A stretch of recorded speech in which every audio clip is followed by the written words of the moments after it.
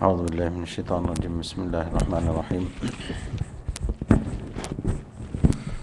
ان شر الدواب عند اللہ الذین کفروا فهم لا یؤمنون الذین عاهدت منهم ثم ينقضون عهدهم في كل مرة وهم لا يتقون فإما تثقفنهم في الحرب فشرد بهم من خلفهم لعلهم يذكرون وإما تخافن من قوم خيانة فانبذ إليهم على سواء ان اللہ لا يحب الخائنین۔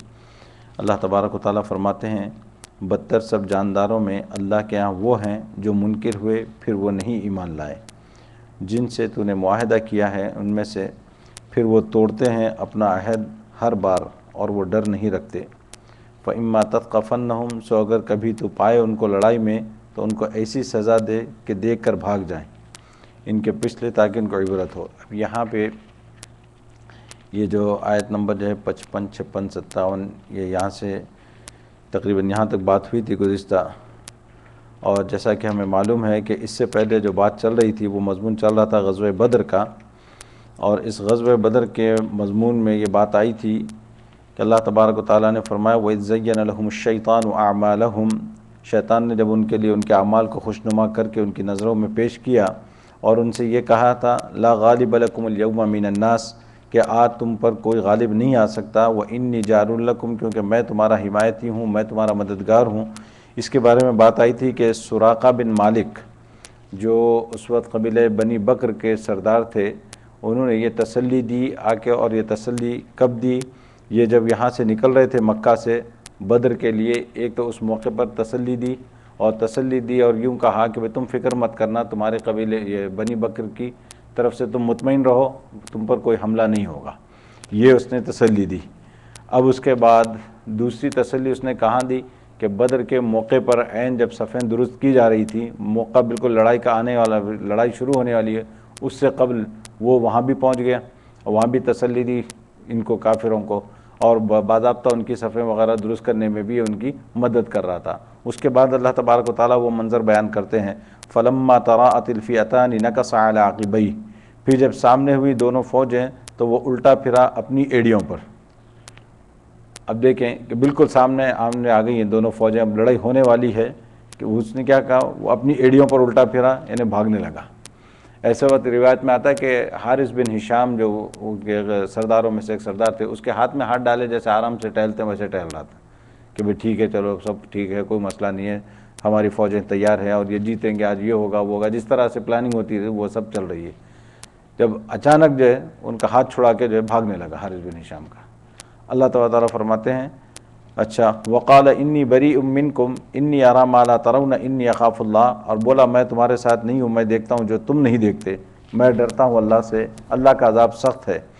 تو یہاں پہ جب یہ بات چیت ہو ہی رہی تھی تو حارث بن ہشام کا ہاتھ چھڑایا اور چھڑا کے بھاگنے لگا، تو حارث نے کہا کہ بھئی کہاں بھاگ رہے ہو، ابھی تو جو بات ہوئی ہے اور ابھی تو تم ہمیں تسلی دے رہے تھے، دلاسا دے رہے تھے، اور ابھی ہاتھ چھڑا کے بھاگنے لگے، کہاں بھاگ رہے ہو؟ تو اس نے جو ہے نا اس کا زور سے ہاتھ پکڑا اس کا، ابھی بھاگ نہیں سکتے۔ تو روایتوں میں آتا ہے کہ بھئی اس نے جو ہے نا اس کے سینے پہ مارا زور سے مکہ، سینے پہ زور سے مکہ مار کے جو ہے نا میرا تیرا کوئی تعلق نہیں ہے، بلکہ اس کو جو ہے ہاتھ چھڑا کے بھاگ گئے۔ اب یہ معاملہ تھا۔ اس کے بعد کیا کہتا ہے وہ؟ انی ارا ما لا ترون، کہ جو میں دیکھ رہا ہوں تم لوگ نہیں دیکھ سکتے۔ یہ تو اب یہ ہے سراقہ بن مالک۔ اب سراقہ بن مالک کا معاملہ کیا ہوا کہ جب ان کفار کو شکست ہوئی اور بری طرح سے مارے گئے بدر میں، جب مکہ واپس آئے، مکہ واپس آنے کے بعد ان لوگوں نے کہا کہ بھئی ہماری شکست تمہاری وجہ سے ہوئی اور مسلمان جیتے تمہاری وجہ سے۔ تو اس نے کہا کہ بھئی میری وجہ سے کیوں، میں نے کیا کیا؟ تو پھر ساری کہانی ان لوگوں نے سنائی کہ بھئی تم نے جو ہے نا، ہم یہاں سے جا رہے تھے اس وقت بھی تم نے تسلی دی، اور تم میدان بدر میں بھی تم نے ہمارے تسلی دی، اور وہاں سے تم جو ہے نا بھاگ گئے۔ تمہارے بھاگنے کی وجہ سے ان کے حوصلے بلند ہو گئے مسلمانوں کے، کیونکہ سراقہ بن مالک جو ہے نا بہت بڑے جنگجوؤں میں شمار ہوتے تھے، اور بعض روایتوں کے مطابق جو ہے 1000 آدمیوں کے مقابلے میں وہ ایک آدمی شمار کیے جاتے تھے، یعنی اتنی زیادہ طاقت اور اتنا جو ہے نا ان کے اندر وہ تھا۔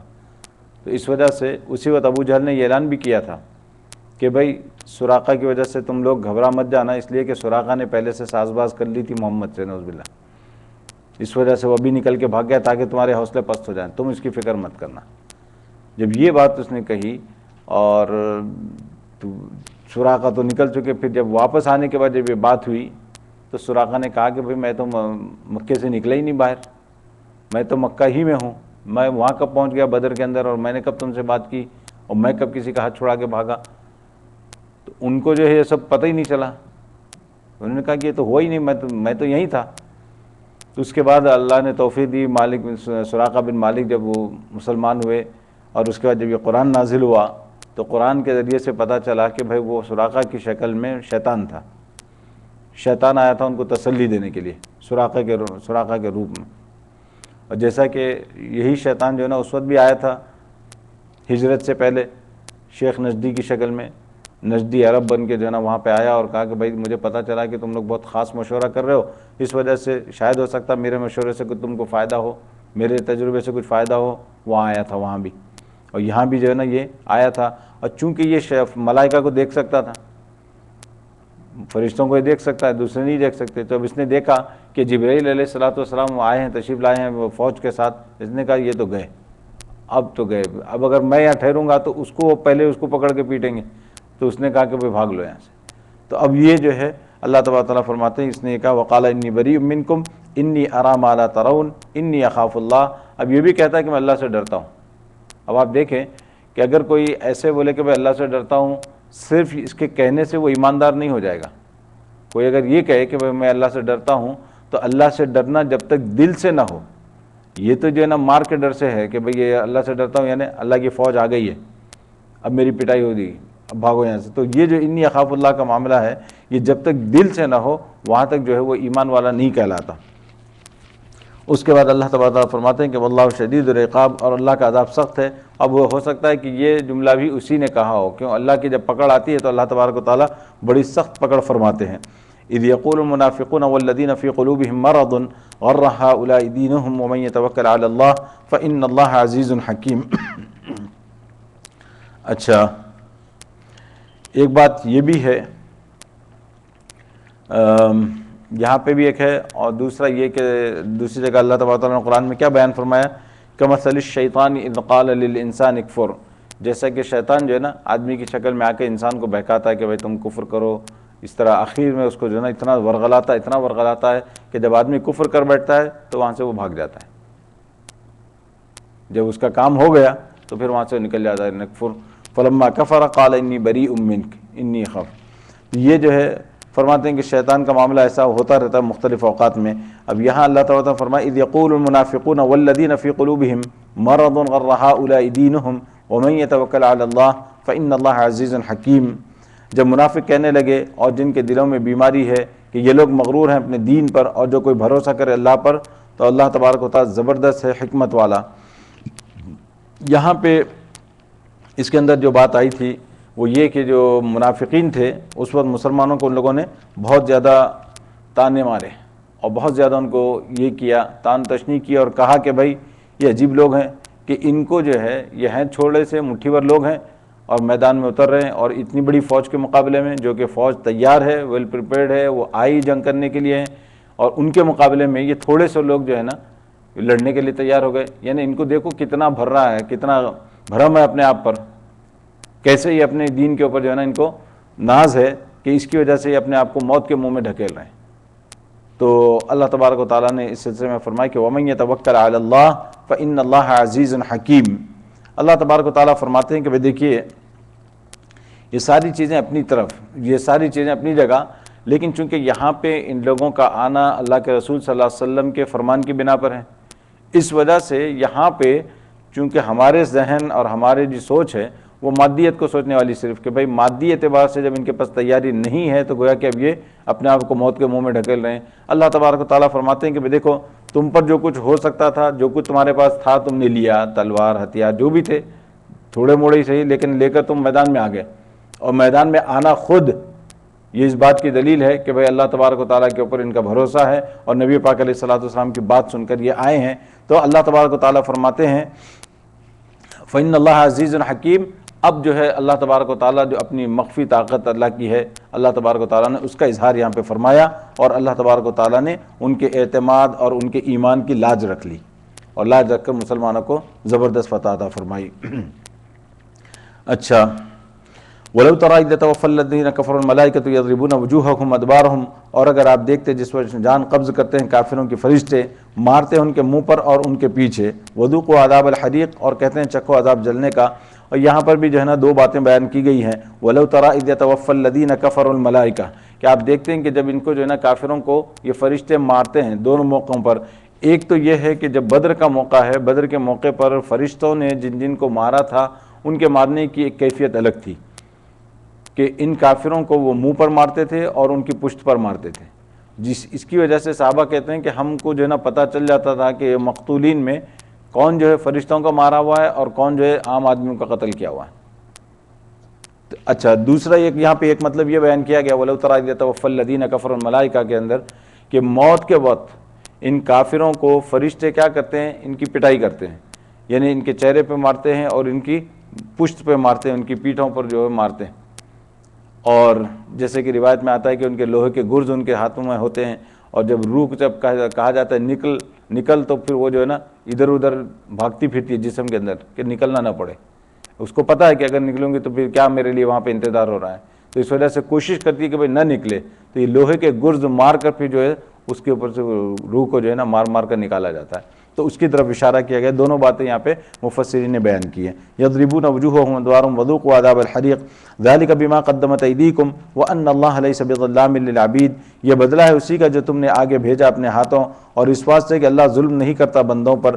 یعنی یہاں پہ جیسے کہ بات آئی تھی کہ اللہ تبارک و تعالیٰ فرماتے ہیں کہ یہ جو کچھ تمہارے ساتھ معاملہ کیا جا رہا ہے تمہارے اپنے اعمال کی وجہ سے، تمہارے اپنے جو کام تھے اس کا یہ بدلہ ہے. یعنی اللہ تبارک و تعالیٰ کسی پر کوئی ظلم نہیں فرماتے.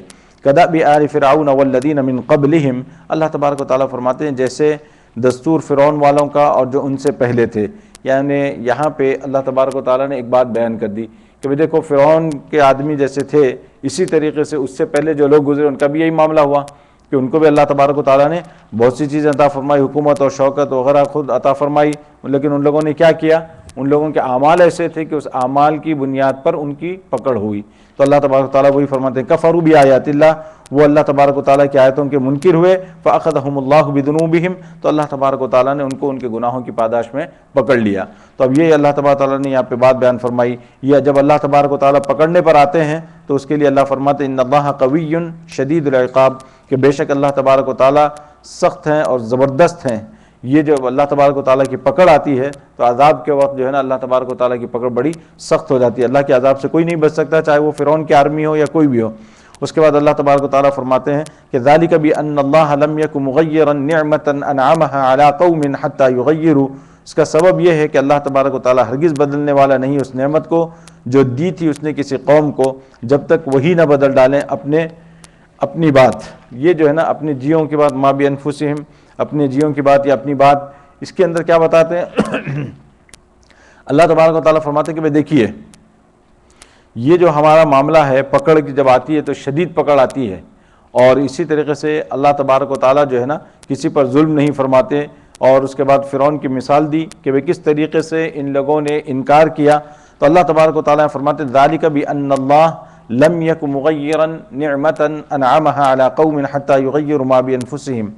اللہ فرماتے ہیں کہ جب ہم کسی قوم کو نعمت دیتے ہیں تو اس نعمت کو اگر یہ لوگ خود اپنے اعمال سے بدل دیتے ہیں تو اللہ تبارک و تعالیٰ فرماتے ہیں پھر ہم ان سے جو ہے نا یہ معاملہ کرتے ہیں، یعنی نعمت بھی جو ہے ان سے بدل دی جاتی ہے، نعمت بھی ان سے چھین لی جاتی ہے. اب یہ جو اللہ تبارک و تعالیٰ نے یہاں پہ بات بیان فرمائی ہے ذالک بأن اللہ لم یکن مغیرا نعمتا انعمها علی قوم حتی یغیروا ما بانفسہم، اس میں اللہ تبارک و تعالیٰ نے اپنے انعامات اور اللہ کی جو عطا ہے انسان کو جو چیزیں دی جاتی ہیں، اللہ تبارک و تعالیٰ فرماتے ہیں کہ اس کو انسان کیسے باقی رکھ سکتا ہے یا کوئی قوم اس کو کیسے باقی رکھ سکتی ہے، اس کا اللہ تبارک و تعالیٰ نے اس میں ضابطہ بیان فرمایا. اور اللہ تبارک و تعالیٰ نے جو ہے نا اس میں غور کریں تو یہ بات ہے کہ یہ جو اللہ کی نعمت جو دی جاتی ہے، اللہ کی طرف سے کوئی چیز اگر دی جاتی ہے کسی قوم کو، اللہ تبارک و تعالیٰ نے اس کی کوئی یہاں پہ قید نہیں بیان کی کہ تم ایسے ہوگے تو تمہیں یہ نعمت ملے گی یا تمہاری یہ کنڈیشنز ہوگی تو یہ نعمت ملے گی. اللہ نے ایسی کوئی شرط یہاں بیان نہیں کی، بلکہ اگر غور کریں تو معاملہ بالکل برعکس لگتا ہے کہ فرعون جس نے خدائی کا دعویٰ کیا اس کو اللہ نے سب کچھ دے رکھا ہے، اور اس کے ماننے والے آپ دیکھیں حکومت میں اس کے ماننے والے اور جو ہے ساری یعنی بنی اسرائیل جو ہے وہ جو قبطی جو کہلاتے تھے اس کے. تو یہ جو معاملہ ہے یہ عجیب اللہ تبارک و تعالیٰ کا ضابطہ ہے یہاں پہ. تو اللہ تبارک و تعالیٰ فرماتے ہیں کہ دیکھو یہ جو ہے ہم نے جو کچھ دیا ہے تم کو وہ محض ہماری رحمت ہے اور محض ہماری عطا ہے، تم اس کے مستحق تھے نہیں تھے وہ بات الگ. اللہ تبارک و تعالیٰ نے اپنے فضل سے جو ہے نا تمہیں چیزیں عطا فرمائی. ہاں اب جو یہ اس کا ضرور امتحان ہوگا کہ تم اس نعمت کے ایلیجیبل ہو یا نہیں، اس کے قابل ہو یا نہیں. اپنی قابلیت کو بتانے کے لیے اس کے لیے البتہ اللہ تبارک و تعالیٰ نے کنڈیشنز رکھی ہیں. اب اس کے بعد فرماتے ہیں اللہ تبارک و تعالیٰ کہ بھئی دیکھو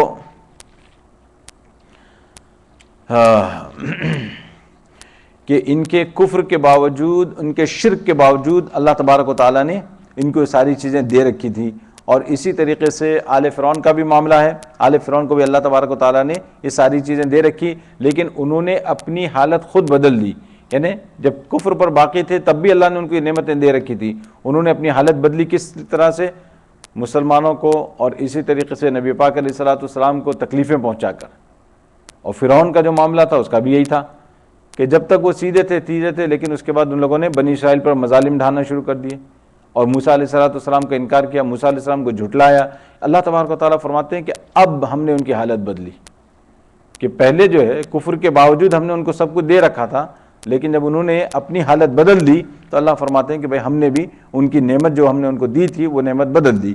اور اسی طریقے سے اب یہ تو دین کے اعتبار سے، دنیاوی اعتبار سے، ہر اعتبار سے جس کسی بھی قسم کی نعمت ملی ہوئی ہو، اسی وجہ سے جو ہے نا فرماتے ہیں اللہ تبارک و تعالیٰ کا ضابطہ ہے کہ اللہ تبارک و تعالیٰ جو نعمت عطا فرمائے، اب وہ نعمت چاہے دینی ہو اور چاہے دنیاوی اعتبار سے ہو، اگر آدمی اس کے ملنے کے بعد اس کی قدر نہ کرے یا اس کی ملنے کے بعد آدمی جو ہے نا غلط راستے کی طرف چلنے والا بن جائے تو اللہ تبارک و تعالیٰ وہ نعمت اس سے پھر چھین لیتے ہیں. تو اسی پورے اصول کو اللہ تبارک و تعالیٰ نے اس میں بیان کیا. ذالک بأن اللہ لم یکن مغیرا نعمتا انعمها علی قوم حتی یغیروا ما بانفسہم. اس کے بعد اللہ تبارک و تعالیٰ فرماتے ہیں کہ وہ دیکھیے کدأب آل فرعون والذین من قبلہم کذبوا بآیات ربہم فأہلکناہم بذنوبہم وأغرقنا آل فرعون وکل کانوا ظالمین. اچھا یہاں اللہ تبارک و تعالیٰ نے دوبارہ یہ آیت بیان کر دی. یہ جو دوبارہ آیت آئی کدأب آل فرعون والذین من قبلہم، جیسا کہ فرعون کے لوگ اور اسی طریقے سے جو ان سے پہلے تھے، یہ جو دوبارہ جو آیت آئی ہے اس میں اللہ تبارک و تعالیٰ دوسری بتاتے ہیں. دوسری بات کیا ہے؟ ایک تو وہاں پہ نعمت کا چھن جانا، اور یہاں اللہ تبارک و تعالیٰ بتاتے ہیں کہ اگر وہ اپنی حالت کو بدل لیتے ہیں اس کی وجہ سے اللہ تبارک و تعالیٰ ان پر عذاب نازل فرماتے ہیں. جیسے فرمایا کذبوا بآیات ربہم، کہ انہوں نے ہماری آیتوں کو جھٹلایا، اور فأہلکناہم بذنوبہم، اللہ تبارک و تعالیٰ فرماتے ہیں کہ پھر ہم نے ان کو ان کے گناہوں کی پاداش میں ہلاک کر دیا. وأغرقنا آل فرعون، اور ہم نے جو ہے نا فرعون کے لوگوں کو جو ہے نا ڈبو دیا. تو اب یہ جو بات ہے تو پہلی بات میں تو اللہ تبارک و تعالیٰ نے صرف یہ اصول بیان کیا تھا کہ بھائی نعمت کو باقی رکھنا ہو تو تمہیں جو ہے نا اس کی قدر کرنی ہوگی اور اپنے آپ کو اس کے مطابق رکھنا ہوگا. اگر تم نے اپنے آپ کو چینج کیا تو اللہ تبارک و تعالیٰ فرماتے ہیں ہم اس نعمت کو بھی چینج کر دیں گے. اور یہاں فرماتے ہیں کہ جب تم نے اگر انکار کیا ہماری نعمتوں کا یا انکار کیا ہماری آیتوں کا, پھر اللہ تبارک و تعالیٰ فرماتے ہیں کہ پکڑ میں آ جاؤ گے. ان شر الدواب عند اللہ الذین کفروا فہم لا یؤمنون. اب یہاں پہ اللہ تبارک و تعالیٰ فرماتے ہیں کہ یہ جو سب سے برے لوگ جو زمین پر چلنے والے جو کفر کرنے والے ہیں, یہ دواب جو ہے نا یہ دابہ کی جمع ہے. اب اس کے لغوی معنی تو وہ آتے ہیں کہ بھئی زمین پر چلنے پھرنے والا. اب اس لیے تمام کو یہ شامل ہو سکتا ہے جتنے جانور یا انسان زمین پر چلتے ہیں سب. لیکن جب دابہ کا لفظ جو بولا جاتا ہے تو محاورے کے اعتبار سے یہ صرف جانوروں پر بولا جاتا ہے جو زمین پر چلنے والے جانور ہیں. تو اللہ تبارک و تعالیٰ فرماتے ہیں یہاں پہ اللہ تبارک و تعالیٰ نے گویا کہ کافروں کو جو ہے نا دابہ کہا ہے, ان کو دواب کے لفظ سے اللہ تبارک و تعالیٰ نے تعبیر فرمایا. اس کی وجہ کیا ہے؟ اس کی وجہ یہ ہے کہ بھئی جس طریقے سے جانوروں کے اندر کوئی شعور نہیں ہوتا اور ان کی زندگی کا کوئی مقصد ان کو معلوم نہیں ہوتا, بس وہ ایک چلے جا رہے ہیں, صبح ہو رہی ہے شام ہو رہی ہے, اپنا کھانا پینا ان کا ہو رہا ہے. تو اللہ تبارک و تعالیٰ فرماتے ہیں کافروں کا بھی یہی معاملہ ہے کہ آپ دیکھیں گے ان کو زندگی کا مقصد نہیں معلوم, اس دنیا میں آنے کا مقصد نہیں معلوم, بس ایک دوڑ لگی ہوئی ہے کہ صبح ہوتی ہے شام ہوتی ہے, کھانا پینا ہوتا ہے, پکوان, اسی طرح سے ان کی بھی زندگی گزرتی ہے. تو اللہ تبارک و تعالیٰ فرماتے ہیں کہ یہ جانوروں اور انسانوں میں سب سے بدترین جو ہے نا یہ لوگ ہیں, بدترین جانور یہ لوگ ہیں جو کفر کرنے والے ہیں. اور اس کے بعد اللہ تبارک و تعالیٰ فرماتے ہیں کہ یہ ایمان نہیں لائیں گے, فہم لا یؤمنون, یعنی اللہ تبارک و تعالیٰ فرماتے ہیں کہ بھائی انہوں نے اللہ تبارک و تعالیٰ نے ان کو جو صلاحیتیں دی تھی, جو استعداد اللہ نے ان کو دی تھی, وہ انہوں نے جو ہے نا اس کو ضائع کر دیا. اور وہ قابلیت کو کس طرح ضائع کر دیا؟ اسی طرح جیسے جانوروں کی طرح زندگی گزارتے ہوئے اس کو ان لوگوں نے ضائع کر دیا. تو اس وجہ سے اللہ تبارک و تعالیٰ فرماتے ہیں کہ فہم لا یؤمنون. اچھا آگے اللہ تبارک و تعالیٰ نے فرمایا کہ الذین عاہدت منہم ثم ینقضون عہدہم, جن سے تو نے معاہدہ کیا ان میں سے وہ پھر وہ توڑتے ہیں اپنا عہد ہر بار اور ڈر نہیں رکھتے. تو یہ جو آیت آئی تھی, یہ آیت جو ہے اس کے بارے میں تھوڑا سا ہلکا سا ذکر ہو چکا تھا. یہ بنو قریظہ اور بنو نذیر جو تھے, یہ بنو نذیر اور بنو قریظہ جو ہے نا ان کے متعلق ہے. اور جیسا کہ ان لوگوں نے یہاں بدر کے میدان میں بھی نبی پاک علیہ السلام اور مسلمانوں سے جو ہے نا بدعہدی کی تھی, اور جو معاہدہ ہوا تھا اس معاہدے کو ان لوگوں نے توڑ دیا تھا. تو اللہ تبارک و تعالیٰ فرماتے ہیں کہ بھائی ان کا معاملہ کیا ہے کہ یہ ڈبل رول پلے کرتے ہیں, یا مسلمانوں سے معاہدہ کرتے ہیں اور ادھر جو ہے مشرکین سے معاہدہ کرتے ہیں. بھائی تم آؤ, تم لڑائی کرو, ہم جو ہے نا اندر سے بغاوت کر دیں گے, اس کی وجہ سے مسلمان کمزور ہو جائیں گے, پھر تم اٹیک کر سکتے ہو. تو اللہ تبارک و تعالیٰ نے ان کے بارے میں فرمایا الذین عاہدت منہم ثم ینقضون عہدہم فی کل مرۃ, کہ آپ کا جن سے معاہدہ ہوا اور پھر وہ جو ہے نا اس معاہدے کو توڑ دیتے ہیں, فی کل مرہ, ہر مرتبہ, وہم لا یتقون, اور وہ ڈرتے نہیں ہیں. تو اب یہ دونوں ان کے جو سردار تھے, جیسے ادھر ابو جہل تھا اور ادھر کعب بن اشرف تھا, ان کے جو ہے نا اس طریقے سے معاہدے چلتے تھے. اچھا اب یہاں پہ بہرحال اب یہ دوسری طرف بات جائے گی, اس کو جو ہے نا خلاصہ اس کا یہ کہ نبی پاک علیہ السلام نے اس وقت جو عمل فرمایا تھا, جس کو کہتے ہیں کہ بھئی مدینہ میں اسلامک گورنمنٹ قائم کرنے کے لیے ان اقدامات کو اگر آپ دیکھیں تو نبی پاک علیہ السلام نے سب سے پہلے وہاں پہ جو قدم اٹھایا تھا وہ ہے مسلمانوں کی آپس میں بھائی چارگی, اور ان کو جو ہے نا بھائی بھائی بنایا تھا, وہ مواخات کا جو معاملہ ہے. اور اسی طریقے سے نبی پاک علیہ السلام نے وہاں پر ان سے معاہدہ کیا تھا یہود سے, اور یہود سے معاہدے کا مطلب کیا تھا کہ بھئی یہاں پہ مسلمانوں کو امن حاصل رہے, اور جب امن حاصل ہوگا تو امن کی وجہ سے آپ بہت سے کام کر سکتے ہیں.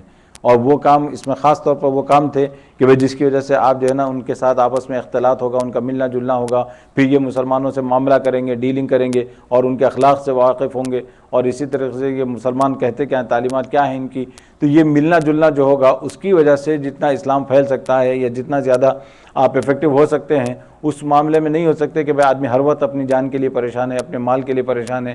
تو اللہ تبارک و تعالیٰ فرماتے ہیں کہ بھئی نبی پاک علیہ السلام نے جو اقدامات فرمائے ان دونوں میں یہ دو پہلے ہیں. اب اس کے بعد اللہ تبارک و تعالیٰ فرماتے ہیں کہ جب آپ نے یہ معاہدہ فرما لیا, اور ان سے معاہدہ کیا ہوا تھا, یہی معاہدہ ہوا تھا کہ ہم آپس میں نہیں لڑیں گے, اور اسی طریقے سے اگر کوئی ہمارے خلاف ہم پر اٹیک کرے گا, تو اگر مسلمانوں پر اٹیک ہوگا تو پھر یہ جوز جو ہیں یہودی جو تھے وہ ان کی مدد کریں گے, اور اگر اس کا برعکس ہوا تو مسلمانوں کے لیے لازم تھا کہ بھئی ان کی مدد کریں. لیکن یہاں اس کے بجائے ان لوگوں نے کیا کیا کہ معاہدے کو توڑ دیا.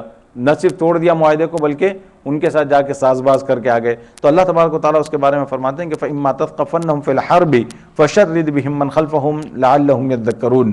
اللہ تبارک و تعالیٰ فرماتے ہیں کہ دیکھیے اے نبی صلی اللہ علیہ وسلم، اور اگر آپ کو ڈر ہو کسی قوم سے کہ کس بات نہیں فَإِمَّا تَثْقَفَنَّهُمْ، اچھا اگر کبھی آپ پائیں ان کو لڑائی میں تو ان کو ایسی سزا دیجیے کہ ان کے پچھلے لوگ ان کو دیکھ کر بھاگ جائیں.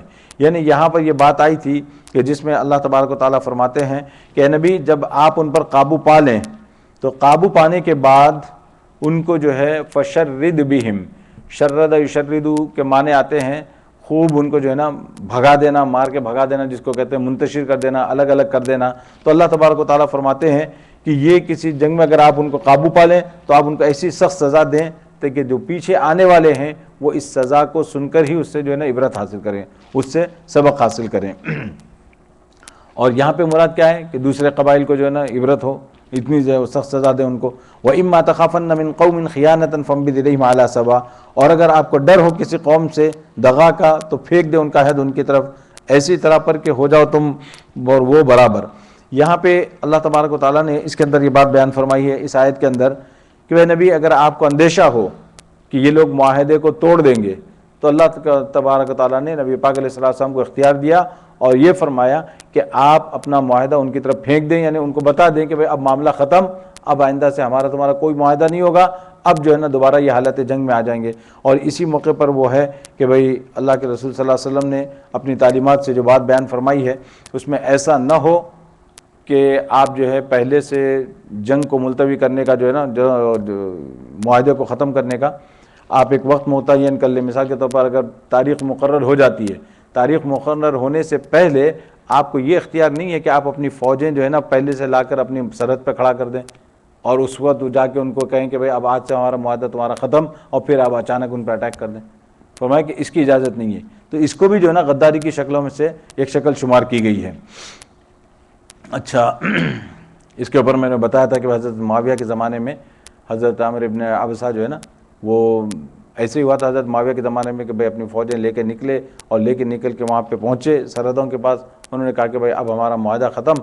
اس کے بعد جو ہے نا اٹیک کرنے والے تھے. جب یہ فوجیں نکلی تھی یہاں سے جا رہی تھیں تو اس وقت حضرت عامر ابن عبسہ جو تھے وہ آئے اور انہوں نے جو ہے نا کہا کہ بھئی یہ اللہ کے رسول صلی اللہ علیہ وسلم نے اس سے ہمیں منع فرمایا، کیونکہ یہ بھی غداری ہے. کیسی غداری ہے؟ یعنی پہلے تم ان کو اطلاع کرو اور تم جہاں ہو وہیں پر رہو، پھر اطلاع کرنے کے بعد جب وہ وقت آئے پھر تم یہاں سے کوچ کرو تاکہ ان کو بھی اتنا وقت ملے. ایسا نہ ہو کہ تم اچانک ان پہ حملہ کر دو. یہ اس کے بعد اللہ تبارک و تعالیٰ فرماتے ہیں وَلَا يَحْسَبَنَّ الَّذِينَ كَفَرُوا سَبَقُوا إِنَّهُمْ لَا يُعْجِزُونَ، اور یہ نہ سمجھے کافر لوگ کہ وہ بھاگ نکلے، وہ ہرگز تھکا نہ سکیں گے ہم کو. اب یہ جو ہے یہ آیت ہے اللہ تبارک و تعالیٰ فرماتے ہیں کہ بھئی کافر لوگوں کو جو ہے نا یہ نہیں سمجھنا چاہیے کہ بھئی وہ ہم سے بھاگ کے نکل گئے. یعنی کچھ لوگ ایسے بھی تھے کہ جو غزوہ بدر میں بچ گئے تھے، تو اللہ تبارک و تعالیٰ فرماتے ہیں کہ ایسا نہ سمجھے کہ وہ بچ کے نکل گئے. کیوں؟ اللہ فرماتے ہیں انہم لا یعجزون، کہ وہ بچ کر نہیں جا سکتے، اللہ تبارک و تعالیٰ کو اپنی چالاکی سے عاجز نہیں کر سکتے. تو اللہ تبارک و تعالیٰ فرماتے ہیں کہ ہم نے تو ان کو ایک طرح کی مہلت دی ہوئی ہے، وہ ہماری جو ہے پکڑ ہی میں ہے، جب چاہیں ہم ان کو پکڑ لیں گے. اللہ تبارک و تعالیٰ فرماتے ہیں. اب اس کے بعد آگے اللہ تبارک و تعالیٰ نے جو ہے نا ایک بات بیان فرمائی ہے، آیت نمبر جو ہے یہ ہے 60. فرمایا وَأَعِدُّوا لَهُم مَّا اسْتَطَعْتُم مِّن قُوَّةٍ وَمِن رِّبَاطِ الْخَيْلِ تُرْهِبُونَ بِعَدُوِّ اللَّهِ وَعَدُوِّكُمْ وَآخَرِينَ مِن دُونِهِمْ لَا تَعْلَمُونَهُمْ اللَّهُ يَعْلَمُهُمْ، اور تیار کرو ان کی لڑائی کے واسطے جو کچھ جمع کر سکو قوت سے اور پلے ہوئے گھوڑوں سے کہ اس سے دھاک پڑے اللہ کے دشمنوں پر اور تمہارے دشمنوں پر. وَآخَرِينَ مِن دُونِهِمْ، اور دوسروں پر ان کے سوا. لا تعلمونہم، جن کو تم نہیں جانتے. اللہ یعلمہم، اللہ ان کو جانتا ہے. وما تنفقوا من شيء في سبيل الله يوفى اليكم وانتم لا تظلمون، اور جو کچھ تم خرچ کرو گے اللہ کی راہ میں وہ پورا ملے گا تم کو اور تمہارا حق نہ رہ جائے. یہاں پہ یہ جو آیت ہے وَأَعِدُّوا لَهُم مَّا اسْتَطَعْتُم مِّن قُوَّةٍ وَمِن رِّبَاطِ الْخَيْلِ، اس میں اللہ تبارک و تعالیٰ نے جو ہے نا اسلام کے دفاع اور کفار کے مقابلے کی تیاری کا حکم دیا، اور اسی لیے فرمایا کہ وَأَعِدُّوا لَهُم مَّا اسْتَطَعْتُم مِّن قُوَّةٍ. اس میں اللہ تبارک و تعالیٰ نے سب سے پہلی بات ایک چیز بیان فرمائی ہے، وہ یہ کہ وَأَعِدُّوا تیاری کرو، تمہارا کام ہے سامان جمع کرنا، تیاری کرنا، یعنی اس موقع پر جو بھی تیاری ہے. اب تیاری کے اعتبار سے مستطاعتم کی قید لگا دی. مستطاعتم کا کیا مطلب ہوتا ہے؟ جتنا تم سے ہو سکے. اس میں ایک بہت زبردست بات اللہ تبارک و تعالیٰ نے یہ بتائی کہ مستطاعتم کے اندر یہ ضروری نہیں ہے کہ تم بھی اتنا ہی اسلحہ جمع کرو جتنا کہ مقابل کے پاس ہے، جتنا تمہارے مخالف کے پاس ہے. فرمایا کہ یہ تمہاری ذمہ داری نہیں ہے. مستطاعتم جتنا تم کر سکتے ہو تیاری کے اعتبار سے، جو کچھ بھی خریدنے کے اعتبار سے یا کچھ اپنی جنگی سامان حربی جو کچھ بھی تم کر سکتے ہو مستطاعتم کی. تو اللہ تبارک و تعالیٰ نے اس میں ایک بات یہ بتا دی. اب یہاں پہ اس سے یہ بھی معلوم ہوا کہ تم نے اپنی مقدور بھر تیاری کر لی، کوشش کر لی، اس کے بعد اللہ کی نصرت پر بھروسہ کرو، اللہ کی مدد پر بھروسہ کرو، پھر اللہ تبارک و تعالیٰ تمہاری مدد فرمائیں گے. اس کے بعد اللہ تبارک و تعالیٰ نے ایک لفظ بیان فرمایا ہے، آپ دیکھیں، من قوت وَأَعِدُّوا لَهُم مَّا اسْتَطَعْتُم مِّن قُوَّةٍ. یہ قوت جو ہے مقابلے کی قوت ہے. تو ظاہر ہے کہ جب مقابلہ کرنا ہوگا آپ کو تو یہ مقابلے کی قوت کے لیے کیا کرے گا آدمی.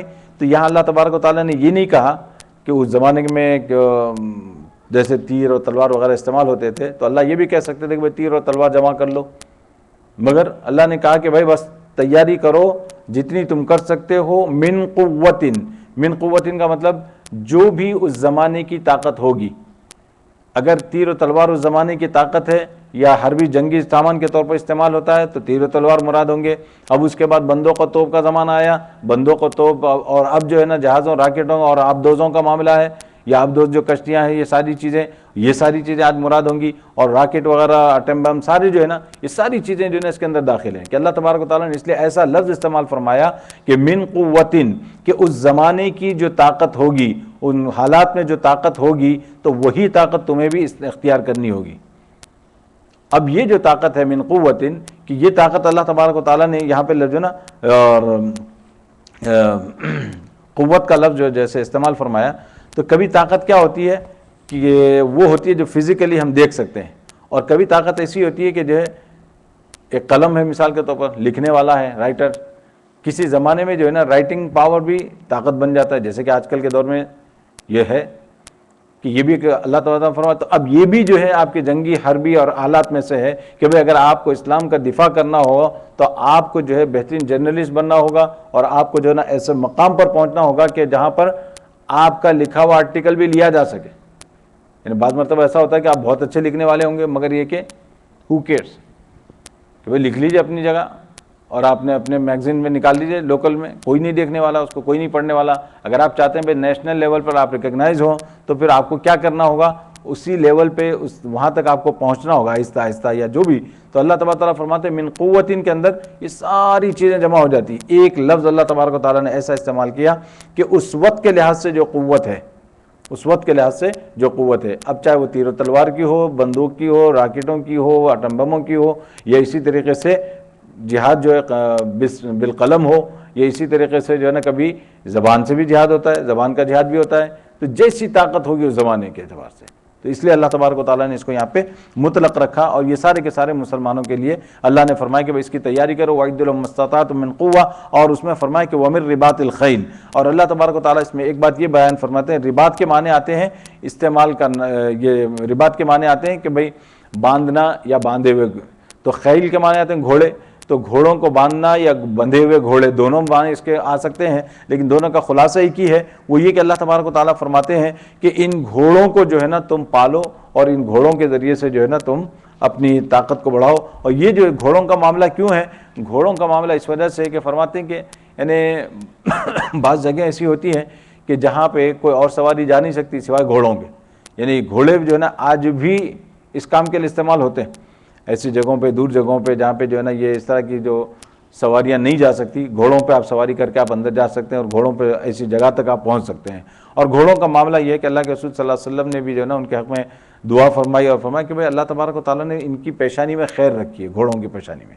اور بڑی ایک عجیب یہ نے اللہ تبارک و تعالیٰ نے مخلوق پیدا کی ہے، اور اسی وجہ سے اس کو جو ہے نا گھوڑوں کا معاملہ ایسا ہے کہ گھوڑوں کو پالنا، اور گھوڑوں کو جو ہے اس نیت سے پالنا کہ بھائی جہاد کے موقع پہ کام آئیں گے، تو سارا کا سارا ان کو ثواب ہے. یعنی ایک تو آپ کا شوق بھی پورا ہو رہا ہے، آپ کا ثواب بھی ہے کہ بھئی گھوڑے کی سواری کا شوق انسان کو اگر ہو تو اس لیے جو ہے اللہ تبارک و تعالیٰ نے اس میں یہ بات بیان فرمائی۔ اس کے بعد جو اور چیز غور کرنے کی ہے، وَمِن رِبَاطِ الْخَيْلِ کے بعد اللہ نے کیا فرمایا؟ تُرْهِبُونَ بِهِ عَدُوَّ اللَّهِ وَعَدُوَّكُمْ۔ تُرْهِبُونَ بِهِ کے ذریعے سے اللہ تبارک و تعالیٰ کیا فرماتے ہیں کہ بھئی جب تم نے یہ اسلحہ جمع کر لیا، یہ قوت جمع کر لی، یہ طاقت جمع کر لی، تو اس کا یہ مطلب نہیں ہے کہ تمہیں لڑنا ضروری ہے، تمہیں یہ لڑنا ضروری نہیں ہے۔ اب آپ بولیں گے کہ بھئی ہم نے ایٹم بم خریدا ہے، یہ زنگ لگ رہا ہے، یہ خالی ہو رہا ہے، اس کی ٹیسٹنگ تو ہونی چاہیے، یہ معاملہ نہیں ہے۔ اللہ فرماتے ہیں تُرْهِبُونَ بِهِ عَدُوَّ اللَّهِ وَعَدُوَّكُمْ کہ بھئی اس کے ذریعے سے ان کو صرف دھاک بٹھانی ہے تمہاری، ان کو صرف ڈرانا ہے۔ لیکن قرآن یہ نہیں کہہ رہا کہ بھئی خریدتے ہی جو ہے نا فوراً اس کا استعمال کرو اور پھر جو ہے نا اور پھر جب یہ ختم ہو جائے دوسرے خریدو، یہ نہیں۔ فرمایا کہ اس کا مطلب یہ ہے کہ جب ان کو معلوم ہوگا کہ بھئی تمہارا پاور بھی وہی ہے، تم بھی ان کے مقابلے میں تیار ہو، تو پھر وہ آٹومیٹک آدمی ڈرے گا، سوچے گا، بے باکی نہیں دکھائے گا اس معاملے میں۔ یہ اللہ تبارک و تعالیٰ فرمائے تُرْهِبُونَ بِهِ عَدُوَّ اللَّهِ وَعَدُوَّكُمْ، تو یہ جو اس میں وہ فرمایا تُرْهِبُونَ بِهِ عَدُوَّ اللَّهِ وَعَدُوَّكُمْ وَآخَرِينَ مِن دُونِهِمْ، اللہ تبارک و تعالیٰ فرماتے ہیں اور اس کے علاوہ بھی لوگ ہیں، یعنی اس کے علاوہ لوگ ہونے کا کیا مطلب ہے کہ بعض مرتبہ ایسا ہوتا ہے کہ بھئی آپ کے سامنے جو نظر آ رہے ہیں وہ تو الگ ہے، لیکن ان کی وجہ سے بہت سے دوسروں پر بھی اثر پڑتا ہے۔ ارے بھائی جب وہ لوگ نہیں لڑ سکتے تو ہم کیسے لڑیں گے؟ وہ ملک اس کا مقابلہ نہیں کر سکتا، ہم کس شمار میں؟ اس طریقے سے اللہ فرماتے ہیں کہ جب ایک کو تم نے کنٹرول کیا تو اس ایک کی وجہ سے دوسروں پر بھی اس کا اثر پڑتا ہے، اس اعتبار سے کہ تم تیار ہو۔ تُرْهِبُونَ بِهِ عَدُوَّ اللَّهِ وَعَدُوَّكُمْ وَآخَرِينَ مِن دُونِهِمْ لَا تَعْلَمُونَهُمُ اللَّهُ يَعْلَمُ، جن کو تم نہیں جانتے اللہ ان کو جانتے ہیں۔ اب معاملہ یہ ہے، اللہ تبارک تعالیٰ آگے فرماتے ہیں کہ جب یہ بات ہے، اس میں ہوتا یہ ہے کہ قوت جمع کرنے کے لیے، طاقت حاصل کرنے کے لیے آپ کو جو ہے نا خرچ کرنا پڑتا ہے، پیسے خرچ کرنے پڑتے ہیں۔ ظاہر ہے کہ یہ چیزیں فری میں تو مفت میں حاصل نہیں ہوگی، تو اللہ تبارک تعالیٰ فرماتے ہیں وَمَا تُنْفِقُوا مِنْ شَيْءٍ فِي سَبِيلِ اللَّهِ، اور جو کچھ تم اللہ کے راستے میں خرچ کرو گے يُوَفَّ إِلَيْكُمْ، اللہ فرماتے ہیں کہ پورا پورا تمہیں اس کا اجر ملے گا۔ اور پورا پورا اجر اس کا کیسے ملے گا؟ وَأَنْتُمْ لَا تُظْلَمُونَ، اور تمہارا کوئی حق نہیں مارا جائے گا، تم پر کوئی ظلم نہیں کیا جائے گا۔ یہ اللہ تبارک و تعالیٰ فرماتے ہیں کہ دیکھو تمہیں دنیا میں بھی ملے گا۔ دنیا میں کیسے ملے گا؟ جب تم کو یہ سامان جمع ہو جائیں گے تو اس کی وجہ سے جو ہے نا تمہارا کام ہو جائے گا کہ بھئی تمہارا دشمن ڈرے گا۔ اور پھر وَأَنْتُمْ لَا تُظْلَمُونَ، اس میں اللہ تعالیٰ فرماتے ہیں کہ آخرت کا اجر تو ہے ہی، آخرت میں جو مل رہا ہے وہ ملے گا۔ دنیا کے اندر بھی بہت سی مرتبہ مثال کے طور پر آپ نے جو ہے نا پیسے خرچ کیے اور اس کی وجہ سے آپ نے مال جمع کیا اور مقابلے کی نوبت آ گئی اور پھر جو دشمن مغلوب ہو گیا تو اس کا جو مال غنیمت آپ کو مل رہا ہے، اللہ فرماتے ہیں کہ جو تم نے انویسٹ کیا تھا ہتھیار کے اندر، طاقت جمع کرنے کے اندر، اس کا ریٹرن تمہیں یہی مل گیا، یعنی یہاں بھی مل رہا ہے، اللہ فرماتے ہیں وہاں بھی ہم تمہیں دیں گے آخرت میں بھی۔ وَإِن جَنَحُوا لِلسَّلْمِ فَاجْنَحْ لَهَا وَتَوَكَّلْ عَلَى اللَّهِ، اور اللہ تبارک تعالیٰ فرماتے ہیں اور اگر وہ جھکے صلح کی طرف تو آپ بھی جھک جائیے اسی طرف، وَتَوَكَّلْ عَلَى اللَّهِ، اور اللہ پر بھروسہ رکھیے، إِنَّهُ هُوَ السَّمِيعُ الْعَلِيمُ، بے شک وہی ہے سننے والا جاننے والا۔ یہاں پہ جو ہے نا اللہ تبارک تعالیٰ نے مسلمانوں کو ایک ہدایت دی اور وہ یہ فرماتے ہیں کہ اگر وہ آپ کی طرف صلح کے لیے جھکیں تو آپ بھی ان کی طرف جھک جائیے۔ وَإِن جَنَحُوا لِلسَّلْمِ فَاجْنَحْ لَهَا، اس میں ایک بات یہ بتائی کہ اگر وہ صلح کی طرف آمادہ ہوں تو آپ بھی صلح کر لیجئے، یعنی مطلب ہے کہ اب اپنی بلا وجہ اکڑ دکھانے کی ضرورت نہیں ہے، اور ایسا موقع ہے تو اللہ تبارک و تعالیٰ، کیونکہ دیکھیے ایک بات یاد رکھیں ہمیشہ کہ اسلام کا مقصد یہ نہیں کہ صرف خون ریزی ہو، قتل و غارت گیری ہو، کیوں کہ یہ دوسری قوموں نے یہ بات کی ہے، دوسری قوموں کے ساتھ یہ معاملہ ہوا ہے کہ جب سامنے والا کمزور ہو جائے اور اس نے دیکھا کہ بھئی اپنی عافیت اسی میں ہے کہ صلح کر لی جائے، تو ان لوگوں نے موقع کو غنیمت سمجھ کر ایک ایک کو قتل کر دیا، پوری فوج کو قتل کر دیا۔ اسلام کا معاملہ یہ نہیں، اللہ فرماتے ہیں کہ اگر وہ صلح کے لیے آمادہ ہو جائیں تو آپ بھی صلح کریں۔ فَاجْنَحْ لَهَا، وہ حکم دیا جا رہا ہے۔ یہ بہت غور کرنے کی بات ہے کہ آپ اس آیت کو دیکھیں اور اس کے بعد ہسٹری اٹھا کے دیکھیں تو آپ کو معلوم ہوگا کہ ہسٹری میں کیسی کیسی قتل و غارت گیریاں ہوئی ہیں کہ جہاں پر فوج نے ہتھیار ڈال دیے، کہا کہ بھئی بس اب ہم لڑنے والے نہیں ہیں، ایسوں کو بھی ان لوگوں نے نہیں چھوڑا۔ اسلام یہ نہیں کہتا، اسلام کہتا ہے کہ وہ صلح پر آمدہ، آپ بھی ان سے صلح کر لیجئے۔ فَاجْنَحْ لَهَا وَتَوَكَّلْ عَلَى اللَّهِ، اور اس کے بعد فوراً اللہ تبارک تعالیٰ کیا فرماتے ہیں؟ وَتَوَكَّلْ عَلَى اللَّهِ، اللہ پر بھروسہ رکھیے۔ یہ کیوں فرمایا اللہ پر بھروسہ رکھیے؟ یہ اللہ تبارک تعالیٰ فرماتے ہیں کہ بعض مرتبہ ایسا ہوتا ہے کہ وہ صلح پر آمادہ ہونا ان کی ایک چال ہو سکتی ہے، ان کی ایک چال ہو سکتی ہے کہ مسلمانوں کو دھوکہ دیا جائے، دیکھتے ہیں کہ ان کو پہلے صلح کر لو پھر ان کو غفلت میں ان پر حملہ کر دو۔ اللہ فرماتے ہیں کہ بھئی تم جب صلح کر چکے ہو تمہارا کام تو ہو گیا، اگر یہ جو معاملہ کرتے ہیں اب اللہ پر بھروسہ رکھو، بلا وجہ کی اس طرح کی چیزوں میں نہ پڑو، اس طرح کے خیالات اپنے اندر مت آنے دو، اور اس طرح کے خیالات کی وجہ سے اس کام سے مت رکو۔ یعنی اب ہو سکتا ہے کہ آپ جنگی حالات اٹھا کے دیں کہ فتوحات یا پچھلی قوموں کی تاریخیں ہیں تو آپ کو یہی بتائیں گے لوگ کہ بھائی ہم ان کو اگر چھوڑ دیتے تو یہ ہم پہ حملہ کر دیتے۔ اللہ فرماتے ہیں کہ ان اندیشوں میں پڑنے کی ضرورت نہیں ہے تمہیں، وتوکل علی اللہ۔ اب اس کے بعد معاملہ اللہ کے حوالے، اللہ تبارک و تعالیٰ پہ بھروسہ رکھو۔ کیوں؟ انہ هو السمیع العلیم، اللہ تبارک و تعالیٰ سننے والے جاننے والے ہیں۔ اللہ تبارک و تعالیٰ ان کے مشوروں کو بھی سنتے ہیں، ان کی باتیں کیا ہو رہی ہے، کیا پلاننگ ہو رہی ہے، اور اللہ تبارک و تعالیٰ ان کے ارادوں سے بھی خوب واقف ہیں۔ اس کے بعد اللہ تبارک و تعالیٰ فرماتے ہیں وَإِن يُرِيدُوا أَن يَخْدَعُوكَ فَإِنَّ حَسْبَكَ اللَّهُ، اور اگر وہ چاہیں کہ آپ کو دغا دیں تو اللہ آپ کو کافی ہے۔ هُوَ الَّذِي أَيَّدَكَ بِنَصْرِهِ وَبِالْمُؤْمِنِينَ، اسی نے تو آپ کو زور دیا اپنی مدد کا اور مسلمانوں کا۔ یہاں پہ جو ہے نا اللہ تبارک و تعالیٰ فرماتے ہیں کہ اب دیکھیں کہ آپ نے صلح کر لی، صلح کرنے کے بعد اگر وہ دغا بازی کریں، اگر وہ آپ کو دھوکہ دیں تو اللہ تبارک و تعالیٰ فرماتے ہیں اے نبی صلی اللہ علیہ وسلم آپ کے لیے اللہ تبارک و تعالیٰ کافی ہے۔ یہاں پر جو ہے نا اس آیت کے بارے میں، یہ جو آیت ہے اس آیت کے بارے میں جو مفسرین، بعض مفسرین کی رائے یہ ہے کہ یہ آیت خاص ہے نبی پاک علیہ الصلوۃ والسلام کے ساتھ، یعنی نبی پاک علیہ الصلوۃ والسلام کا معاملہ یہ ہے کہ اگر یہ آپ کو دھوکہ دینا چاہیں گے تو پھر اللہ تبارک و تعالیٰ ان کی دغا بازی کو آپ پر واضح فرما دیں گے، کیونکہ نبی پاک علیہ الصلوۃ والسلام کا جو معاملہ تھا کہ اس وقت آپ صلی اللہ علیہ وسلم پر وحی آتی تھی اور آپ کو جو ہے نا ان کی پلاننگ وغیرہ بتا دی جاتی تھی کہ اب یہ پلان کر رہے ہیں، تو اس طرح سے چیزیں تھیں۔ اور جیسے کہ ایک آیت سورہ مائدہ میں بھی آتی ہے کہ اللہ تبارک و تعالیٰ نے نبی پاک علیہ الصلوۃ والسلام کے بارے میں فرمایا واللہ یعصمک من الناس، اے نبی اللہ تبارک و تعالیٰ آپ کی حفاظت فرمائیں گے۔ تو جیسے یہ آیت نازل ہوئی، اللہ کے رسول صلی اللہ علیہ وسلم نے آپ کی جو حفاظت کرنے والے صحابہ تھے ان سے کہا کہ بھائی اب تمہیں حفاظت کرنے کی، اس کی زحمت اٹھانے کی ضرورت نہیں ہے، اللہ نے خود ذمہ داری لے لی۔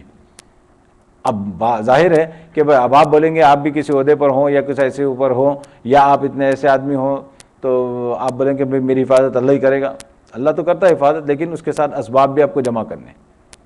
لیکن نبی صلی اللہ علیہ وسلم کا معاملہ یہ تھا کہ آپ نے وہ جیسے ہی وہ آیت نازل ہوئی صحابہ کو اس میں کہا کہ بھائی اب تمہیں اس کی مشقت کی ضرورت نہیں ہے۔ تو اس سے یہ معلوم ہوا کہ اللہ تبارک و تعالیٰ نبی پاک علیہ وسلم کو ڈائریکٹ یہ فرمایا تھا کہ بھائی آپ کی حفاظت ہم کریں گے، ختم۔ تو یہاں بھی جو فرماتے ہیں کہ اگر یہ دغا بازی کریں گے تو اللہ آپ کو کافی ہو جائے گا۔ اسی لیے مفسرین نے یہ لکھا ہے کہ فرماتے ہیں کہ یہ صرف نبی پاک علیہ السلام کے ساتھ خاص ہے، آپ صلی اللہ علیہ وسلم کے بعد جب کبھی ایسا موقع ہو کہ بھائی آپ نے صلح کر لی اور اندیشہ ہے کہ بھائی وہ دغا بازی کریں گے، تو اب مسلمانوں کو چاہیے کہ جو حالات ہوں گے ان حالات کے مطابق اپنی پلاننگ کرے اور اس کے اعتبار سے وہ تیار رہیں، اپنے آپ کو تیار رکھیں۔ یہ تو یہ نبی پاک علیہ السلام کے لیے تھا، وہ الگ ہوگا۔ هو الذی ایدک بنصرہ وبالمؤمنین، تو وہی تو ذات ہے جس نے آپ کو مدد دی اور مومنین کو مدد دی۔ اس کے بعد والی آیت ہے جس میں اللہ تبارک و تعالیٰ فرماتے ہیں وَأَلَّفَ بَيْنَ قُلُوبِهِمْ لَوْ أَنفَقْتَ مَا فِي الْأَرْضِ جَمِيعًا مَا أَلَّفْتَ بَيْنَ قُلُوبِهِمْ، اور اللہ تبارک و تعالیٰ نے الفت ڈالی ان کے دلوں میں، اور اس کے بعد فرمایا لو انفقت ما فی الارض جمیعا، اگر آپ خرچ کر دیتے جو کچھ زمین میں ہے سارا کا سارا، ما الفت بین قلوبہم، تب بھی آپ جو ہے نا ان کے دلوں میں الفت نہیں ڈال سکتے تھے، ولکن اللہ الف بینہم، لیکن اللہ تبارک و تعالیٰ نے محبت ان کے دلوں میں ڈال دی، انہ عزیز حکیم، اس لیے کہ بے شک اللہ تبارک و تعالیٰ بڑے زبردست اور حکمت والے ہیں۔ یہاں پر جو ہے نا اللہ تبارک و تعالیٰ نے اس آیت کے اندر جو ہے نا کیا بات بیان فرمائی ہے دیکھیے، اور نبی پاک علیہ الصلوۃ والسلام کو خطاب کر کے اللہ تبارک و تعالیٰ فرماتے ہیں کہ دیکھیے نبی صلی اللہ علیہ وسلم کہ یہ جو آپ کی جو کامیابی ہے غزوہ بدر کے اندر، تو غزوہ بدر کی یہ جو کامیابی ہے اور اتنی بڑی زبردست مسلمانوں کو یہ جو فتح ہوئی ہے، یہ فتح اور یہ کامیابی یہ ہوئی تو کس سے؟ خالص اللہ تبارک و تعالیٰ کی مدد سے ہوئی ہے۔ لیکن اللہ تبارک و تعالیٰ نے ظاہری اسباب کے طور پر جو اس میں چیزیں بنائی تھیں ان میں فرماتے ہیں سب سے پہلی یہ چیز تھی کہ اس جماعت کا آپس میں متفق ہونا، باہم متحد ہونا، اور اس اتحاد اور اتفاق کی وجہ سے اللہ تبارک و تعالیٰ فرماتے ہیں کہ ان کے اندر اور زیادہ قوت پیدا ہو گئی، ان کا وزن بڑھ گیا، جس کی وجہ سے اللہ تبارک و تعالیٰ نے ان کو کامیابی عطا فرمائی۔ اور یہ جو ہے وَأَلَّفَ بَيْنَ قُلُوبِهِمْ، اللہ نے ان کے قلوب میں جو ہے نا محبت ڈال دی۔ لَوْ أَنفَقْتَ مَا فِي الْأَرْضِ جَمِيعًا، اللہ فرماتے ہیں کہ اے نبی اگر آپ دنیا کے اندر جو کچھ ہے، زمین پر جو کچھ ہے سارا کا سارا خرچ کر دیتے، تب بھی جو ہے نا ان کے درمیان محبت نہیں پیدا کر سکتے۔ یہ ایک ایسی چیز ہے کہ اگر اس کو سمجھنا ہو تو آپ جو ہے نا اس وقت کے جو حالات تھے ان کو تھوڑا سا اپنے ذہن میں گھمائیں تو آپ کو اندازہ ہو جائے گا کہ بھئی یہ وہ قوم تھی جو معمولی بات پر سالہ سال تک جنگ کرتے تھے، سالہ سال تک لڑائی ہوتی تھی۔ کس بات پہ؟ کہ بھئی جب پانی پینے کے لیے آپ کے جانور جاتے ہیں کنویں پر، جب پانی کا جو جگہ ہوتی ہے جو وہاں پر پانڈ وغیرہ جو پانی میں جانوروں کو پانی پلایا جاتا تھا، تو وہاں لڑائی اس بات پہ ہو جاتی تھی کہ بھئی تمہارا جانور میرے جانور سے پہلے کیسے پہنچ گیا؟ لڑائی شروع ہو گئی۔ اب جانور ہے، اب کہ کوئی بھی کبھی بھی جا سکتا ہے، مگر یہ بھی ایک بہانہ ہوتا تھا ان کی لڑائی کا۔ اب یہ لڑائی شروع ہوئی، اور لڑائی تو ایسی لڑائی کہ اس میں کئی لوگ کام آ جاتے ہیں، سالہ سال تک جنگ چلتی ہے ان کی، یعنی یہ اس کو مارے گا، وہ اس کو مارے گا، پھر یہ اس کے باپ کو مارے گا، پھر اس کے بیٹے کو مارے گا، پھر اس کے بھائی کو مارے گا، مطلب یہ چلتا ہی رہتا، 100 سال تک لڑائیاں ہوئی ان کی ایسے معمولی باتوں پر۔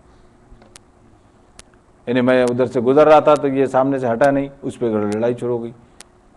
یعنی یہ وہ قوم ہے۔ اور پھر آپ دیکھیں کہ وہ پورا سسٹم ہے وہاں پہ، یہ جو اوس و خزرج، یہ بھی دو بڑے بڑے قبیلے تھے مدینہ کے اندر، یہ ان دو قبیلوں کی جو آپس میں چلتی تھی، ایسے ہی لڑتے تھے، خوب لڑتے تھے۔ اللہ کے رسول صلی اللہ علیہ وسلم وہاں پہنچتے ہیں تو اللہ تبارک و تعالیٰ نے نبی پاک علیہ الصلوۃ والسلام کی برکت سے کس طرح سے ان کے دل ملا دیے۔ پھر یہی اوس و خزرج جو ہے نا ایک دوسرے کے لیے جان دینے کے لیے تیار، اپنی جان سے بڑھ کے جو ہے نا دوسرے کو سمجھتے تھے۔ تو اللہ تبارک و تعالیٰ فرماتے ہیں کہ یہ کس نے کیا؟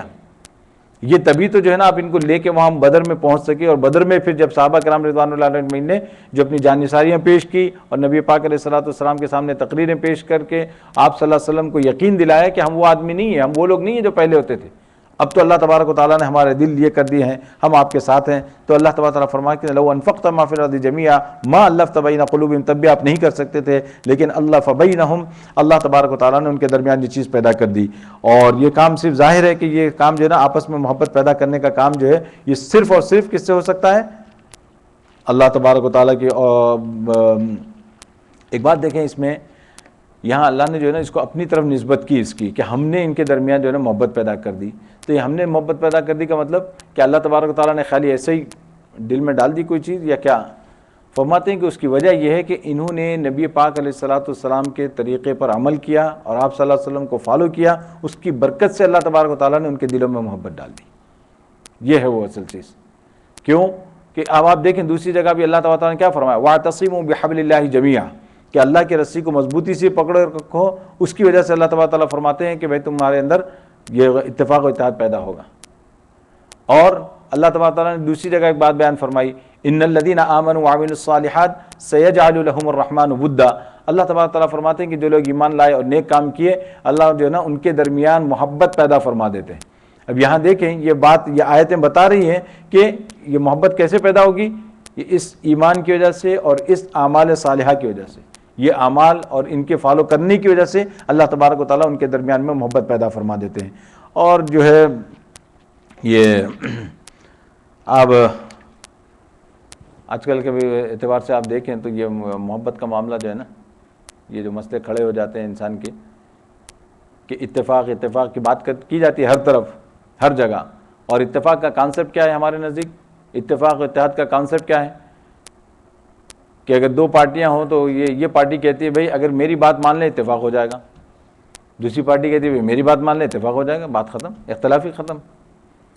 کیسے بات مان لی جائے گی؟ کس بنیاد پہ تمہاری بات مان لی جائے گی؟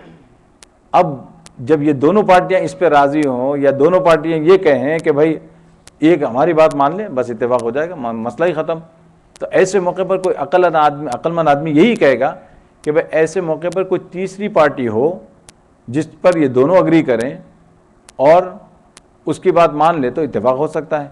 اور وہاں تیسری پارٹی کون ہو سکتی ہے؟ اللہ کا کلام، اللہ کی ذات یا رسول کی ذات یا رسول کا کلام۔ اس طریقے سے بھی اللہ تبارک و تعالیٰ نے عقلی طور پر بھی یہ بات سمجھا دی کہ دیکھو اتفاق صرف پکارنے سے نہیں آتا، جب تک کہ تم اس کو پریکٹیکلی جو ہے نا اس کو جو ہے حل نہیں کرو گے، اور جب تک یہ ہر ایک اپنا جھنڈا اٹھائے رہے اور کہے کہ بھائی میری بات مان لو اتفاق ہو جائے گا، میری بات مان لو اتفاق ہو، کبھی زندگی بھر اتفاق نہیں ہونے کا۔ تو اس لیے اللہ تبارک و تعالیٰ نے یہاں پہ یہ جو بات بیان فرمائی ہے لو انفقت ما فی الارض جميعا ما الفت بین قلوبہم، تو اس کے اندر یہ سبق بھی ہم دیا۔ اس کے بعد اللہ فرماتے ہیں یا ایھا النبی حسبک اللہ ومن اتبعک من المؤمنین، اے نبی صلی اللہ علیہ وسلم آپ کو اللہ تبارک و تعالیٰ اور اسی طریقے سے جتنے آپ کے ساتھی مسلمان ہیں وہ تمام جو ہے نا آپ کے لیے کافی ہیں۔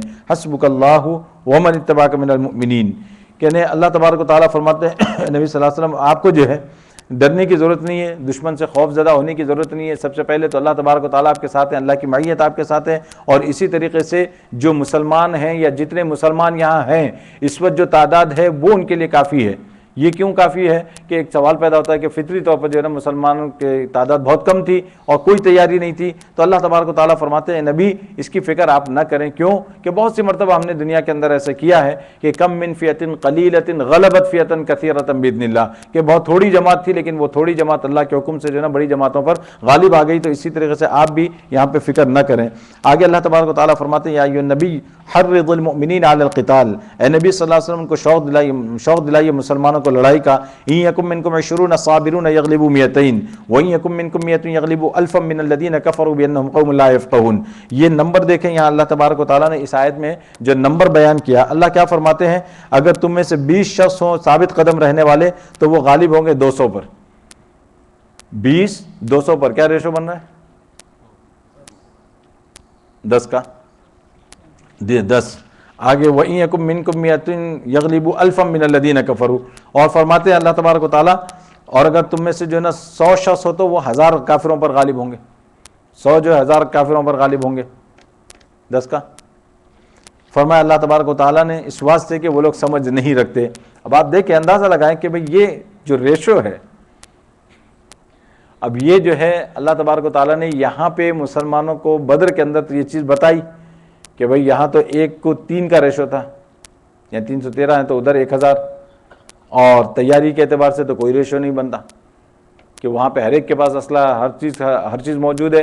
یہاں بمشکل جو ہے نا 4 یا 5 تلواریں ہیں پوری جماعت میں، اور وہ بھی بعض کی تلواریں ٹوٹی ہوئی، لیکن چونکہ حکم ایسا ہوا تھا تو اسی وقت اسی حالت میں وہ نکل پڑے تھے. بہت سے صحابہ نے کہا کہ جا کے ہم کچھ لے کر آئیں گھر سے، کہا اس کی اجازت نہیں ہے، چلنا ہو تو اسی طرح چلو. تو اس وجہ سے جو ہے نا وہ کوئی وہ نہیں تھا. تو یہاں اللہ تبارک و تعالیٰ نے 1 کے 10 کے ساتھ ریشو بتایا. فرمایا کہ بھائی مومن کا معاملہ یہی ہے، مومن کے اندر ایسی ہمت ہے اور اتنا تو ہونا چاہیے. تو لیکن یہ جو معاملہ ہے اس میں جو ہے ایک بات یاد رکھیں کہ اللہ تبارک و تعالیٰ نے یہ نہیں کہا کہ بھئی تم اگر وہاں پہ 10 آدمی ہو تو تمہیں مقابلہ کرنا ہوگا. اللہ فرماتے ہیں خبر دی ہے پچھلے زمانے کی کہ یہ مومن کا معاملہ ہونا چاہیے، اس طرح مومن تھے پہلے. ان یکم منکم 20، اگر تم میں 20 صبر کرنے والے ہوں تو وہ 200 پر غالب آ سکتے ہیں. اللہ نے یہ نہیں کہا کہ وہ تم کو غالب آنا چاہیے یا تم کو مقابلہ کرنا چاہیے، اللہ نے یہ نہیں کہا. ٹھیک ہے. اور بالکل اس کی طرح دوسری جو 100 کو جو ہے نا 1000 پر جو فرمایا اس کا بھی یہی معاملہ ہے کہ پچھلے زمانے میں یا یوں کہہ لیں کہ یہ مسلمان ایسے کر سکتا ہے، بس اتنا اللہ تبارک تعالیٰ نے اس میں یہ بات بیان فرمائی. اس سے کیا معلوم ہوا؟ ایک بات یہ بتا دی گئی کہ ہمارے اوپر لازم نہیں ہے کہ 1 کے مقابلے میں 10 ہو تو اب آپ مقابلہ کریں، اور 1 کے مقابلے میں 10 ہوں اور آپ ان کو چھوڑ کے بھاگ جائیں تو آپ کے اوپر کوئی ملامت نہیں ہے. کیوں؟ اللہ نے حکم نہیں دیا. اب لیکن چونکہ اللہ تبارک تعالیٰ اگلی آیت میں کیا فرماتے ہیں، آیت نمبر 66 میں الآن خفف اللہ عنکم وعلم ان فیکم ضعفا، اللہ تبارک و تعالیٰ فرماتے ہیں کہ اب بوجھ ہلکا کر دیا اللہ نے تم پر سے، اور اللہ تبارک و تعالیٰ کو یہ بات معلوم ہے کہ بھئی تم جو ہے نا تم میں سستی ہے، تم جو ہے نا ایسے نہیں ہو کہ ایک سے جو ہے نا ایک آدمی 10 کا مقابلہ کر سکے. کہاں تمہارے اندر اتنی ہمت ہے، کہاں تمہارے اندر اتنی طاقت ہے. تو اللہ نے فرمایا کہ بھئی چلو اب ہم تم سے اس بوجھ کو ہلکا کر دیتے ہیں. فَإِن يَكُن مِّنكُم مِّئَةٌ صَابِرَةٌ يَغْلِبُوا 200، سو اگر تم میں سے کوئی 100 شخص ثابت قدم رہنے والے ہوں تو وہ 200 پر غالب آئیں گے. اب دیکھیں اب اللہ تبارک و تعالیٰ نے کتنا زبردست ڈسکاؤنٹ دیا ایک ہی ساتھ.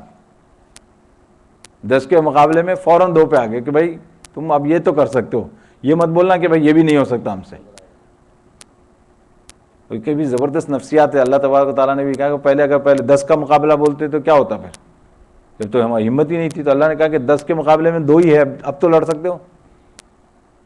آپ دیکھیں گے کہ یہ بھی ایسی یہ ان لوگوں نے یہیں سے سیکھی ہوگی ٹرک. پہلے کی پرائس لکھتے ہیں واز بول کے اس کو پھر کاٹ ماریں گے، کاٹیں گے تاکہ آدمی نظر آئے ارے بھائی یہ تو اتنے میں تھی اب تو اتنے میں مل رہی، لے ہی لو. یہ ہے نا، یہ سب یہاں سے سیکھتے ہیں لوگ بھی بزنس اصول. وہ اور ایک نفسیاتی چیز ہے. آپ جب وہ نمبر دیکھتے ہیں نا وہ ایک نفسیاتی طور پر آدمی کو افیکٹ کرتا ہے. بھائی اتنے میں تھی بھائی اب اتنے میں آ گئی ہے، اب لے لو، چاہے زندگی میں استعمال کریں نہ کریں بات دوسری ہے. سستے میں لے لو. تو یہ جو ہے اللہ تبارک و تعالیٰ بھی اصول یہاں پہ بیان فرمایا. اور اس کے بعد فرمایا وَإِن يَكُن مِّنكُمْ أَلْفٌ يَغْلِبُوا أَلْفَيْنِ بِإِذْنِ اللَّهِ. اللہ فرماتے ہیں کہ اور اگر تم میں سے 1000 ہوں تو وہ غالب ہوں گے 2000 پر. اللہ کے حکم سے. یہ یہاں بھی اللہ تعالیٰ نے 1000 کو 2000 کا ریشو بیان کیا. اور واللہ مع الصابرین، اور اللہ تبارک و تعالیٰ ثابت قدم رہنے والوں کے ساتھ ہے. اس کے اندر بھی اللہ تبارک و تعالیٰ نے بالکل وہی بات کی ہے. اور یہاں پر بھی اللہ تبارک و تعالیٰ نے اصول کیا رکھا ہے؟ خبر کے طور پر بیان کیا. لیکن یہاں پہ مفسرین نے، فقہا نے یہ بات لکھی ہے کہ اگر کبھی ایسا موقع آتا ہے کہ بھئی انسان جو ہے، یعنی مسلمانوں کی فوج ہے اور دیکھا کہ بھئی کافروں کی فوج اس کے مقابلے میں دوگنی ہے، تو فرماتے ہیں کہ ان کو بھاگنے کی اجازت نہیں ہے. بھاگنے کی اجازت نہیں ہے، اب آپ کو مقابلہ کرنا ہوگا. کیونکہ اللہ نے جب اتنا کم کر دیا ہے تو فرمایا کہ اتنا بھی نہ ہو تو پھر تمہاری غیرت کس کام کی. یعنی یہ اسی وقت ہے جب آپ باضابطہ مقابلے کے لیے آئے ہوں. ٹھیک ہے، یہ نہیں کہ بھئی کہیں پہ جو ہے نا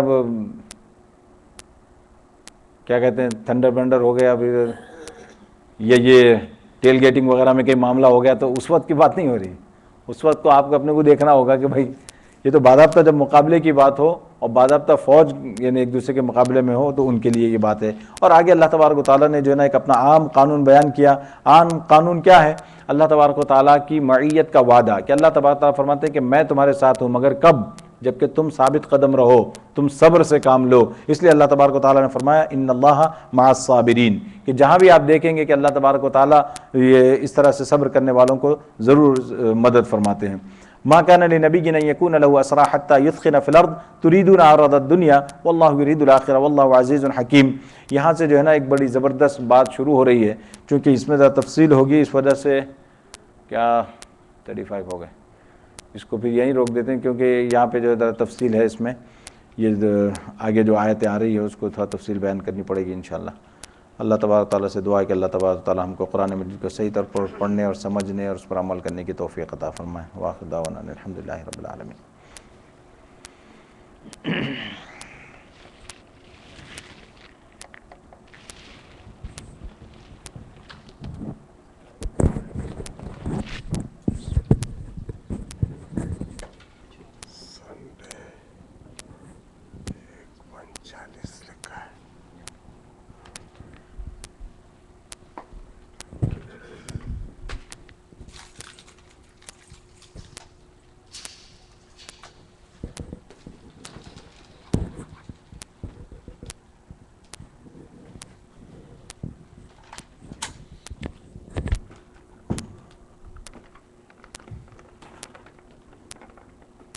پیچھے لاتے ہیں اس کو جانی مت. ہاں پیچھے اتنا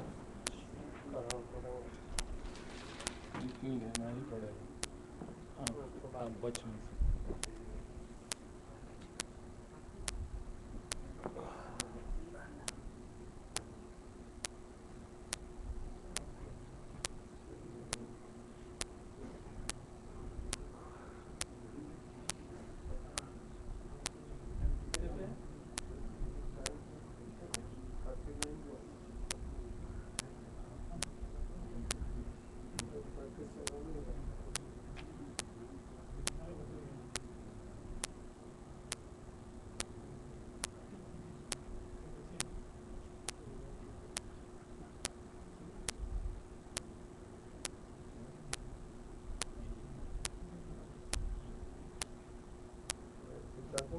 گھر پہ